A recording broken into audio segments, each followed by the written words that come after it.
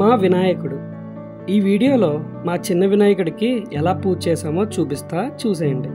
మొదటిసారి మా కుటుంబ సభ్యులు అందరం కలిసి మా బుజ్జి వినాయకుడిని నిలబెట్టాము. సాయంత్రం పూట మా కబుర్లలో వచ్చిన ఆలోచనే ఈరోజు మా ఈ బుజ్జి వినాయకుడు. ఇంక లేట్ చేయకుండా పూజ చూసేద్దాం పదండి.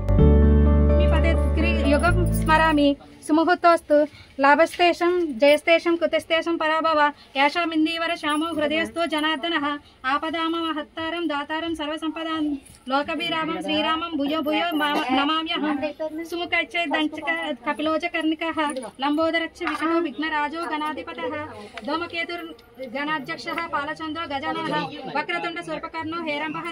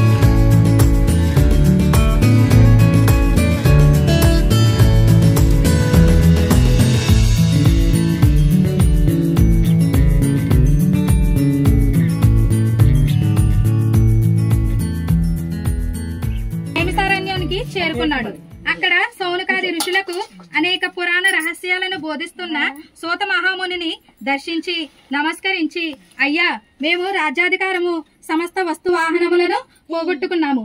ఈ కష్టాలన్నీ తీరి పూర్వ వైభవము పొందేలా ఏదైనా సులభమైన వ్రతాన్ని చెప్పవలసింది అని ప్రార్థించాడు. అంత సూతుడు ధర్మరాజుకు వినాయక వ్రతం చేస్తే కష్టాలు తొలగిపోయి సమస్త సౌఖ్యాలు కలుగుతాయంటూ ఇలా చెప్పసాగాడు. ఒకసారి కుమారస్వామి పరమశివుణ్ణి దర్శించి, తండ్రి, మానవులు ఏ వ్రతం చేయడం వలన వంశవృద్ధిని పొంది సమస్త కోరికలు తీరి సకల శుభాలను, విజయాలను, వైభవాలను పొందగలుగుతారో అటువంటి వ్రతాన్ని చెప్పవలసింది అని కోరాడు. అందుకు శివుడు, నాయన, సర్వసంపత్కరము, ఉత్తమము, ఆయుష్యామ్యార్థ సిద్ధి ప్రదాయము అయిన వినాయక వ్రతము ఒకటున్నది. దీనిని భాద్రపద శుద్ధ చవితి నాడు ఆచరించాలి. ఆ రోజు ఉదయమే నిద్రలేచి స్నానం చేసి నిత్యకర్మలు నెరవేర్చుకొని తమ శక్తి మేరకు బంగారంతో గాని, వెండితో గాని, లేదా కనీసం మట్టితో గాని విఘ్నేశ్వరుణ్ణి బొమ్మని చేసి తమ ఇంటికి ఉత్తర దిక్కులో బియ్యాన్ని పోసి మండపాన్ని నిర్మించి అష్టదళ పదాన్ని ఏర్పరచాలి. అందులో గణేశుని ప్రతిమను ప్రతిష్ఠించాలి. అనంతరం శ్వేతగంధాక్షతలు, పుష్పాలు, పత్రాలతో పూజించి ధూపదీపాలను వెలగ, నేరేడు, చెరకు మొదలైన ఫలములను రకమునకు 21 చొప్పున నివేదించాలి. నృత్య, గీత, వాద్య, పురాణ పఠనాదతులతో పూజను ముగించి యథాశక్తి వేద విధులైన బ్రాహ్మణులకి దక్షిణ తాంబూలాదులను ఇవ్వాలి. బంధుజనంతో కలిసి భక్ష్యభోజ్యాదులతో భోజనం చేయాలి. మరునాడు ఉదయం స్నాన సంధ్యలు పూర్తి చేసుకుని గణపతికి పునఃపూజ చేయాలి. విప్రులకు దక్షిణ తాంబూలాలతో తృప్తులను చేయాలి. ఈ విధంగా ఎవరైతే వినాయక వ్రతాన్ని చేస్తారో వాళ్ళకి గణపతి ప్రసాదం వలన సకల కార్యములు సిద్ధిస్తాయి. అన్ని వ్రతములలోకి అత్యుత్తమమైన ఈ వ్రతం త్రిలోక ప్రసిద్ధమై దేవముని గంధర్వాదురు అందరి చేత ఆచరింపబడింది అని పరమశివుడు కుమారస్వామికి చెప్పాడు. కనుక ధర్మరాజా, నువ్వు కూడా ఈ వ్రతాన్ని ఆచరించినట్లయితే నీ శత్రువులను జయించి సమస్త సుఖాలను పొందుతావు. గతంలో విదర్భ యువరాణి దమయంతి ఈ వ్రతం చేయడం వలనే తాను ప్రేమించిన నలమహారాజును పెండ్లాడగలిగింది. శ్రీకృష్ణుడంతటి వాడు ఈ వ్రతం చేయడం వల్లనే సమంతకమణితో పాటుగా జాంబవతి, సంచభామలనే 2 కన్యామణులను కూడా పొందగలిగాడు. ఈ కథ చెబుతాను విను అంటూ ఇలా చెప్పసాగారు. పూర్వకాలమున గజముఖుడైన గజాననుడు అనే రాక్షసుడు ఒకడు శివుని గూర్చి తపస్సు చేశాడు. అతని తపస్సునకు మెచ్చి పరమేశ్వరుడు ప్రత్యక్షమై వరముని కడుపులో ఉన్నాడని తెలుసుకున్నది. ఆయన్ను దక్కించుకునే ఉపాయం కోసం విష్ణువుని ప్రార్థించినది. అంత శ్రీహరి బ్రహ్మాది దేవతలను పిలిపించి చర్చించాడు. గజాసుర సంహారమునకు గంగిరెద్దు మేళమే తగినదని నిర్ణయించారు.